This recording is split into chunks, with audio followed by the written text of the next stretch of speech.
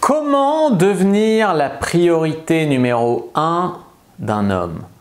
Ce secret un petit peu sournois de psychologie va vous permettre de devenir la priorité numéro 1 d'une personne, de quelqu'un. Je vais tout vous révéler juste après l'intro. Bonjour à toutes, je suis Fabrice Julien, coach et auteur, expert en séduction depuis 2010 et j'ai envie de vous interroger.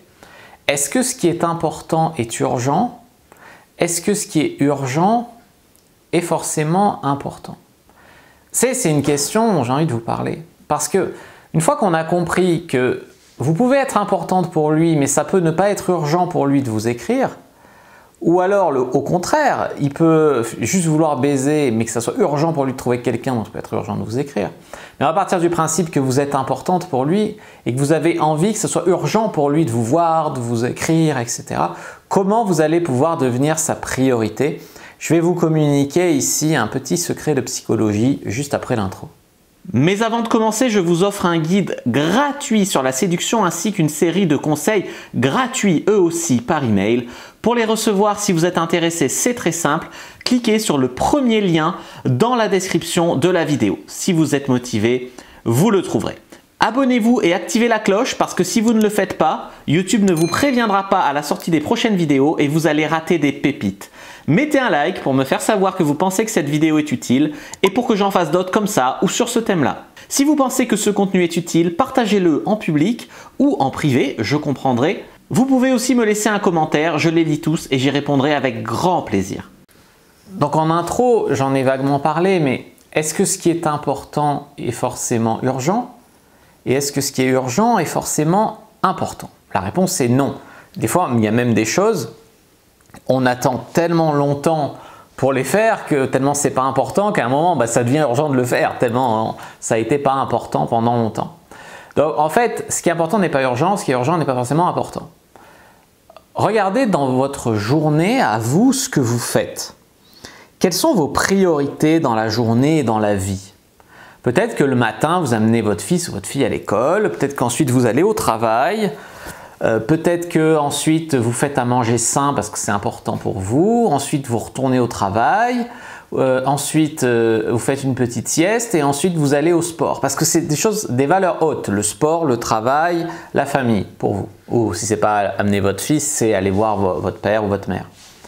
Et ça, c'est des valeurs, c'est normal, je veux dire.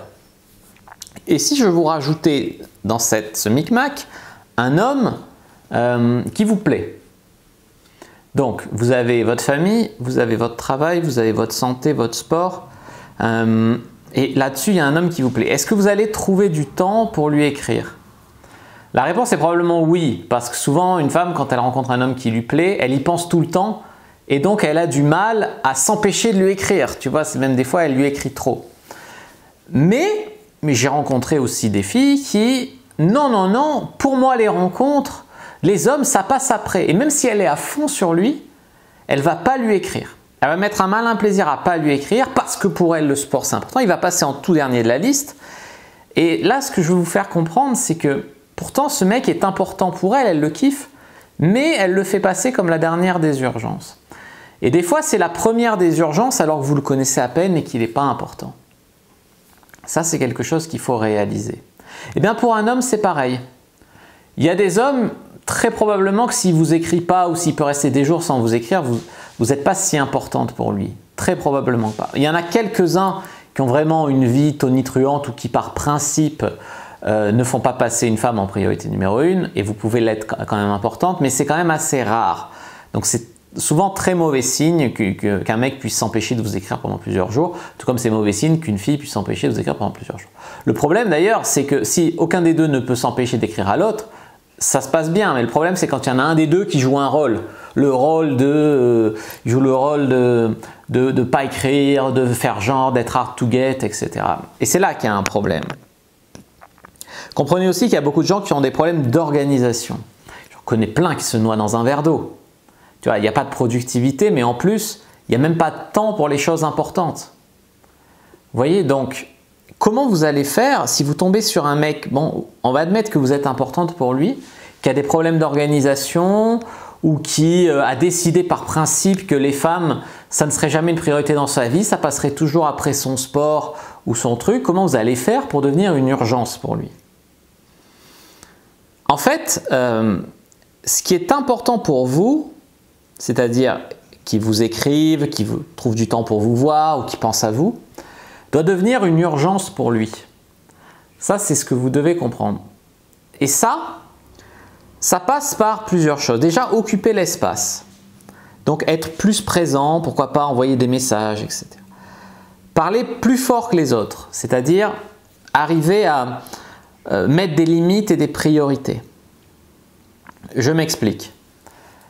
Vous ne devez pas laisser votre place à une autre. Vous ne devez pas juste faire silence par ego. Après, vous allez être passif-agressif. Vous allez dire « Ah !» Et lui, il va dire « Mais toi non plus, tu ne m'as pas contacté. » tu vois. Donc, vous devez être là. Mais vous devez être là fermement. C'est-à-dire que vous devez être là quand ça se passe bien, ça se passe bien. Mais vous devez lui dire « Écoute, j'ai l'impression que c'est toujours moi qui t'écris. Je ne sais pas si tu es vraiment intéressé. Mais si oui, c'est toi qui proposes le prochain rendez-vous. » Tu vois, et si tu ne me proposes rien à la fin de la semaine, il y a un autre gars qui peut être intéressé. Alors, si moi je te préfère toi, mais si tu es pas intéressé, j'irai avec lui. Là, tout à coup, le mec, il est sur le point de perdre sa nana, tu vois. Là, tu vas devenir une urgence pour lui parce que tu lui as mis, déjà, tu lui as mis un call to action, ce qu'on appelle, c'est tu fais ça, donc tu lui as dit quoi faire. Parce qu'il y a des femmes qui sont en mode, il doit deviner. Si je le quitte, s'il ne fait pas ça, mais je ne lui dis pas ce que je veux, il doit deviner. Ça ne va pas. Là, tu lui as mis un call to action et en plus, tu lui as mis un syndrome de rareté. Tu vois, c'est comme si moi, je te dis, achète mon guide, il y a 50% de réduction jusqu'à ce soir minuit. Après, le prix double. Eh ben, je t'ai mis une limite, tu vois. Donc en fait, c'est un peu ça que vous devez garder à l'idée. Parce que je vois trop de femmes qui se font balader pendant des semaines avec un mec qui en a rien à foutre et elles n'en savent même pas qu'il en a rien à foutre.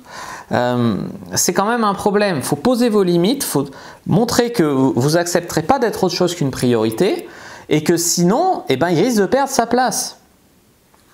Mais pour ça, pour pouvoir être assez exigeante, c'est-à-dire que si la fille, il la kiffe pas, il en a rien à foutre et qu'elle lui dit soit tu te bouges le cul, soit tu me perds, bah je te perds, tu vois. C'est-à-dire que vous devez quand même pas juste être une emmerdeuse, tu vois, qui pose des limites et qui a des principes. Vous devez apporter de la valeur. Vous devez être de bonne compagnie, vous devez faire des blagues, vous devez être mignonne, vous devez assurer au lit, enfin voilà. Tout comme un homme doit avoir de l'assurance, doit faire un peu de sport, doit avoir un bon job. Alors voilà, vous devez aussi apporter de la valeur à la relation. Il ne s'agit pas juste d'être exigeante et juste de poser des limites et juste d'avoir des principes, ça ne sert à rien. Mais ce que je veux dire ici, c'est que il y a des filles des fois qui essayent tellement d'être subtiles ou qui n'assument pas, qu'elles persévèrent avec des mecs irrespectueux, sans limite. Elles veulent tellement passer pour des trucs et en fait du coup, on ne sait pas ce qu'elles veulent. Des fois, si tu veux, elles sont tellement disponibles pour un mec que c'est quand tu veux, je serai là, dis-moi quand on se voit, machin. Le mec, t'es pas sa priorité, tu lui dis que tu es là quand il veut.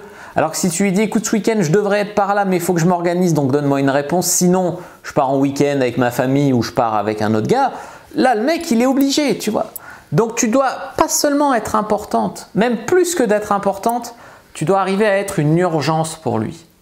Voilà, j'espère que cette vidéo vous a plu, vous a appris des choses. Si c'est le cas, n'hésitez pas à me le dire dans les commentaires. Moi, je vous dis à bientôt et que le dieu de la séduction soit avec vous, les amis.